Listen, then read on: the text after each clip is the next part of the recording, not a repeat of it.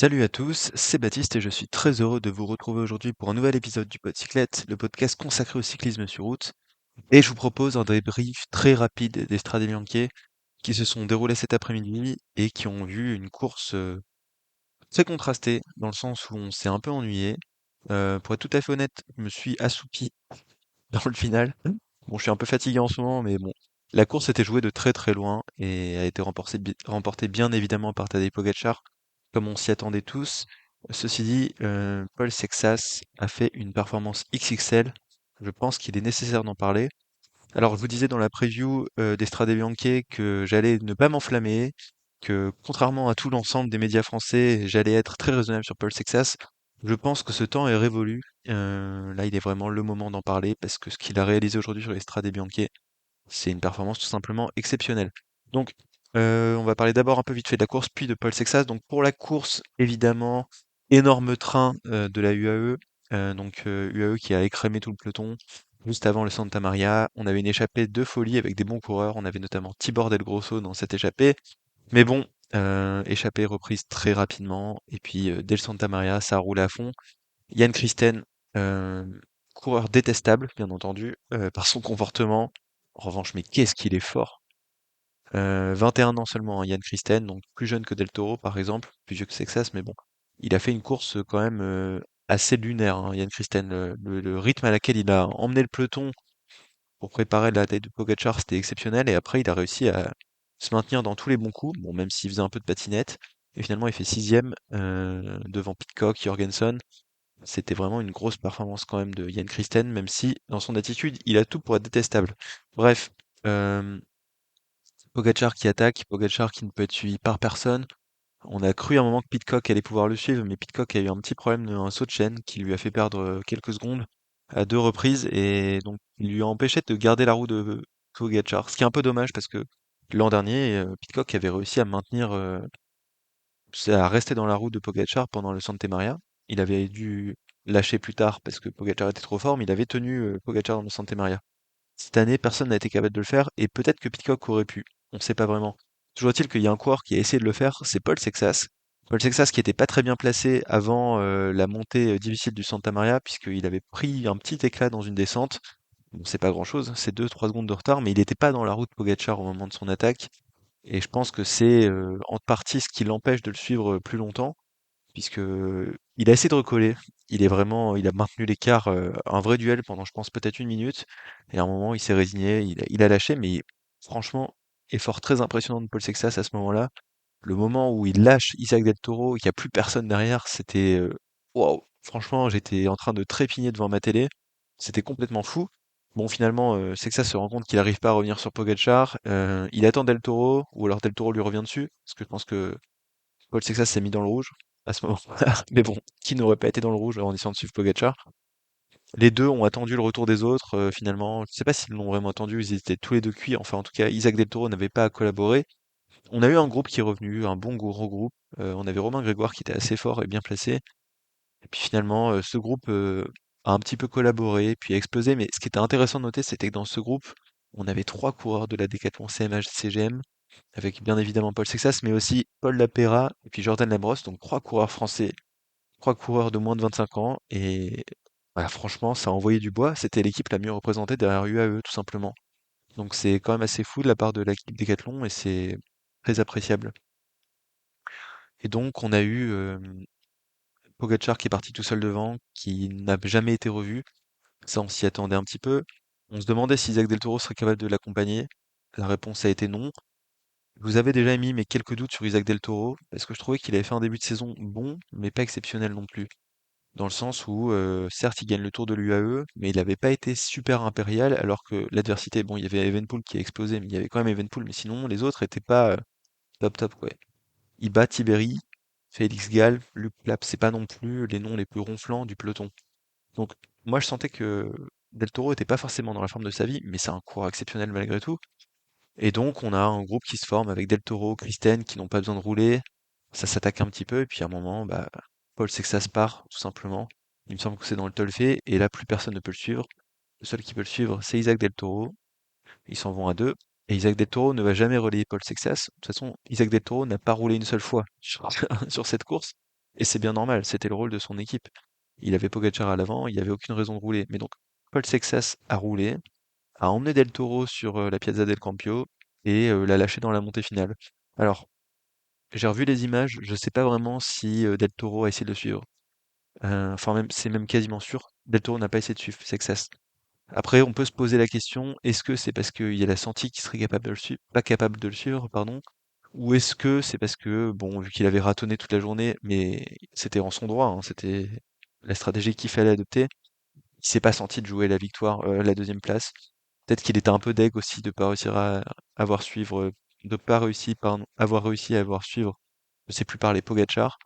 Bref, toujours est-il que Del Toro n'a pas joué avec Sexas, mais je pense que Sexas était plus fort. Et de toute façon, Sexas avait effectué plus de travail que Del Toro, donc ça classe la performance du garçon. Il fait deuxième au Strade Bianchi derrière Pogacar, pas si loin, à une minute. Pogacar s'est un peu relevé dans le final, qu'on soit bien d'accord. Sexas a eu des relais de plein d'autres coureurs, alors que Pogacar était toujours tout seul. Ils sont pas dans la même catégorie, qu'on soit clair. Sauf que Sexas, il a 19 ans. Et c'est ça qui est complètement fou. Derrière, on a Romain Grégoire qui vient finir quatrième, presque rattrapé par Gianni Vermeersch. Grosse performance de Gianni Vermeersch. Yann Christen, ensuite on a Tom Pidcock qui fait 7, Jorgensen 8, Van Aert 10, Jordan Labrosse 11, Ben Illy 12 et Paul Lapera 14. Aussi, belle performance de Clément Bras Afonso, ou Clément Braz Afonso, je sais pas comment on dit, je m'en excuse, qui fait 17e. Et puis Julien Alaphilippe fait 20e. Donc c'était ça pour les performances des Français. Mais donc, quand on finit deuxième de cette course à 19 ans, devant un tel palmarès de coureurs, bah, c'est une performance tout simplement XXL. Donc Paul Sexas est en train de rentrer dans le monde des très très grands. Et franchement, j'avais du mal à m'emballer sur les courses d'avant parce que on se disait ouais mais en Ardèche, il n'y avait pas une concurrence de folie. Ouais mais en Algarve il se fait battre par Juan Ayuso. Et c'est vrai qu'il se fait battre par Juan Ayuso. Ensuite, en 2025, il y avait la question de la fin de saison. C'est toujours un petit peu particulier. On se dit peut-être qu'il a plus de fraîcheur que les autres. Et c'était factuellement vrai, puisqu'il a fait une saison 2025 allégée, puisque c'était sa première saison où il avait 18 ans, tout simplement. Mais là, c'est vraiment la confirmation. Tout le monde était à fond. C'est une course que tout le monde veut gagner. Il y avait quasiment tous les meilleurs coureurs du monde. Et Paul Sexas, c'était le deuxième, tout simplement. Et il devance un mec comme Isaac Del Toro, qui est un des meilleurs coureurs du monde, qui a fait une saison 2025 de folie, mais qui n'est pas capable de suivre Paul Sexas. Ça, c'est quand même assez dingue, alors que Paul Sexas, ça a 3 ans de moins. Si on essaie de classer aussi la performance de Sexas par rapport à Pogacar, Pogacar, l'année de ses 19-20 ans, donc c'était, vu qu'il y a 8 ans d'écart, c'était en 2018, et ben il fait pas grand-chose, hein, Tadej Pogacar. En 2019, il y a cette Volta où il fait plusieurs victoires d'étape. Donc c'était les 3 victoires d'étape, si je dis pas de bêtises, et la troisième place au général. Donc ça, c'était déjà fou, mais il avait 21 ans à ce moment-là. Et en 2018, eh ben, il courait chez les jeunes. Donc c'est complètement fou. En 2018, il va gagner le Tour de l'Avenir. Et voilà. Il fait quatrième du Tour de Slovénie. C'est pas grand-chose. 13e du Tour de Croatie. Donc Paul Sexas est déjà en avance de fou sur Tadej Pogacar. Je dis pas qu'il atteindra le même niveau que Pogacar, hein. Ça, c'est une autre chose. Je dis juste que pour l'instant, au niveau des compteurs, il est devant. Et on parle de Tadej Pogacar qui est le meilleur coureur de l'ère moderne du cyclisme. Peut-être même le meilleur coureur de l'histoire du cyclisme. Et donc, le fait qu'il soit capable de réaliser cette performance-là, bah, c'est complètement fou et ça augure de très bonnes choses pour l'avenir. Après, on verra comment se déroulera la suite de la saison de Paul Sexas. On n'est pas à l'abri qu'il soit déjà là sur son pic de forme et que la suite de la saison, ça soit une petite descente où il n'arrive plus à avoir le même niveau. Et on peut pas lui en vouloir, il a 19 ans, c'est quand même complètement fou. Et juste ce résultat-là, bah, il y a plein de coureurs qui rêveraient de le faire, d'être si fort que ça sur cette course-ci des Strade Bianche. Et donc, bah, il faut vraiment s'enflammer. Bon, bah, je sais que ça, c'est tout simplement.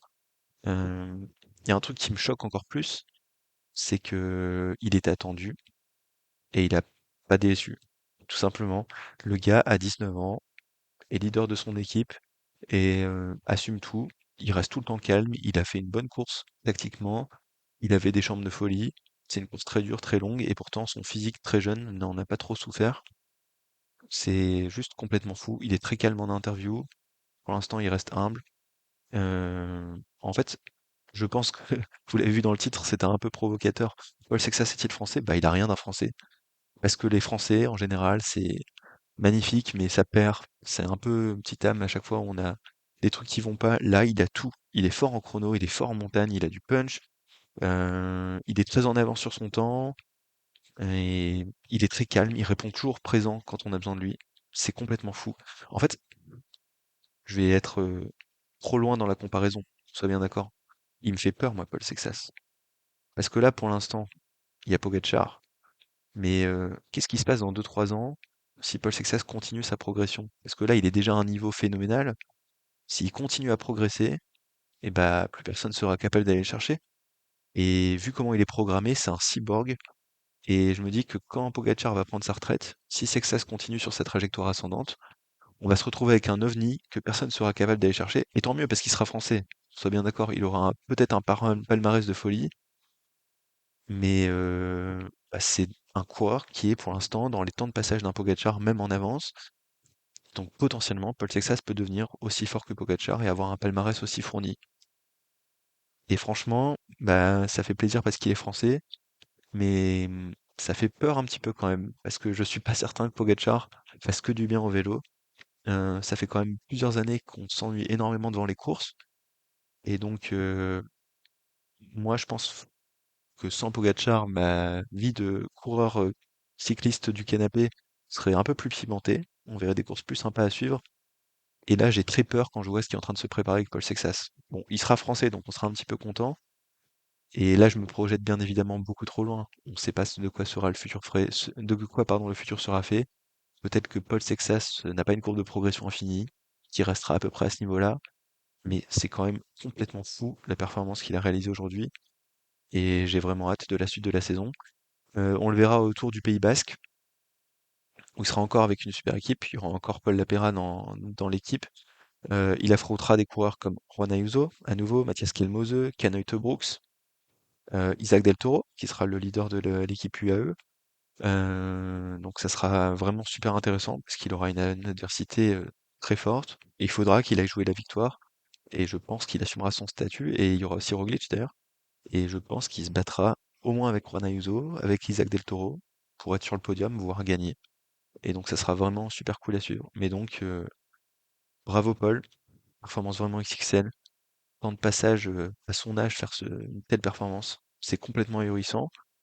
Je suis désolé pour le côté un peu chauvin, etc., mais c'est juste complètement fou. On a un vrai ovni, et donc je suis très curieux de voir comment ça va se passer dans le futur pour Paul Sexas, voir quelle est sa courbe de progression, quelles sont encore les marges de manœuvre, mais là il n'a que 19 ans.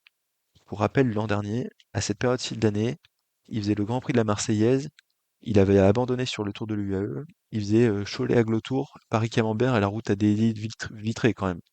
Et après, il faisait 12e du Tour des Alpes, alors que c'était déjà super et qu'il avait fait une super étape avec Nicolas Prudhomme pour aller chercher une deuxième place. Là, c'était sa première saison, on est un an plus tard, il est déjà dans les meilleurs du monde et on attend que de voir comment ça va progresser. Donc c'est juste complètement ahurissant, performance de fou, tout simplement. Je voudrais quand même parler rapidement aussi des autres Français, parce que j'ai déjà parlé de la Décathlon CMA CGM, collectif très très fort, et je suis super content de voir Jordan Labrosse et Paul Lapera à ce niveau-là. C'est top, tout simplement. Romain Grégoire, quatrième. Grosse, grosse, grosse performance. Pourtant, j'avais l'impression qu'il n'était pas dans une très bonne forme, c'est ce que je disais dans la preview. Finalement, il a répondu présent, il fait quatrième, sachant que devant, il y a 3 mecs qui étaient vraiment intouchables. Ben, c'est super. C'est une performance de folie. Euh, Tom Pitcock, septième, je suis un petit peu déçu, parce que on ne sait pas trop, je m'attendais quand même un peu mieux de lui. Je pense que ces 2 ennuis mécaniques l'ont pas aidé. Mais ça change pas grand-chose à sa course. Il a retenu lui-même en interview. Après, il a dit oui, j'ai 2 sauts de chaîne, mais ça change pas grand-chose. Et je suis d'accord avec lui, je l'attendais quand même un peu mieux. Enfin, je pensais qu'il aurait dû régler ce groupe qui se battait pour la quatrième place. Et on l'attendait même sur le podium à se battre avec Sexas et Del Toro. Donc un peu déçu de Tom Pitcock. On verra pour la suite de la saison. Et quand même plutôt agréablement surpris par Wout van Aert. Alors c'est très triste de dire ça alors qu'il fait 10e, qu'on soit bien d'accord. Mais c'était vraiment pas un profil qui lui convenait. Il avait un début de saison très court, parce qu'on rappelle que cet hiver, à peu près autour de Noël et du Nouvel An, il s'est pété la cheville sur du cyclocross. c'est déjà plutôt de bon augure de le voir à ce niveau-là. Donc j'attends de voir comment il progressera. Mais plutôt bonne performance, je trouve, de Van Aert. Effectivement, c'est pas le genre de performance qu'on a envie d'avoir de Wout. C'est un mec qui doit gagner des monuments, mais de faire 10e comme ça sur cette course, je trouve que c'est plutôt encourageant. Un peu déçu de Ben Illy, mais on sentait qu'il n'était pas en bonne forme. Et au vu de ses performances sur l'Ardèche et la Drôme, c'était déjà très bien d'être acteur sur cette course-là. Il finit 12e finalement.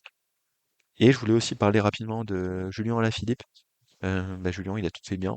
C'est juste qu'il a plus les jambes, hein, malheureusement, Julien. Donc ça fait un petit peu mal, mais bon, c'est le nouveau Julien. Il est un petit peu vieux. C'est plus un coureur dans l'air du temps. Et donc voilà, il fait 20e, mais il avait tout bien fait. Il n'a pas eu d'ennui mécanique à ce que je sache, pas de chute. C'est juste que les jambes ne répondent plus trop. Donc c'est un peu triste parce que c'est un coureur qu'on a adoré dans les années tout début 2020, fin 2010. Mais là, bon bah voilà, c'est plus exactement le même coureur. Il a plus ses jambes d'antan, pardon. Et petite performance, c'est quand même d'Adrien Boichy. Adrien Boichy qui fait 25e. Alors oui, il est pas si jeune que ça, Adrien Boichy. Il a 23 ans. Bon, il les a eu en début d'année, mais il était dans l'échappée. Et donc, belle performance, franchement. J'ai hâte de voir comment il va progresser dans les années qui viennent. Voilà. J'espère que ce débrief vous aura plu. Je pensais faire un peu plus court. Finalement, je me suis un peu épanché sur Paul Sexas, mais je pense que c'était nécessaire. Surtout après mon bashing de l'épisode d'avant où je disais il faut pas trop s'enflammer. Bon, bah là, je pense qu'on est en mesure de s'enflammer et on verra ce qui se passera dans le futur. À plus, et puis on se reparle la prochaine fois, je pense, pour la preview de Milan-San Remo. Et il y a Tirreno Adriatico et Paris-Nice qui commencent demain, ça sera très intéressant, mais j'aurai pas le temps de vous faire de preview sur ces courses-ci. Voilà, profitez bien de votre soirée, de votre journée, et je vous dis à bientôt. Salut!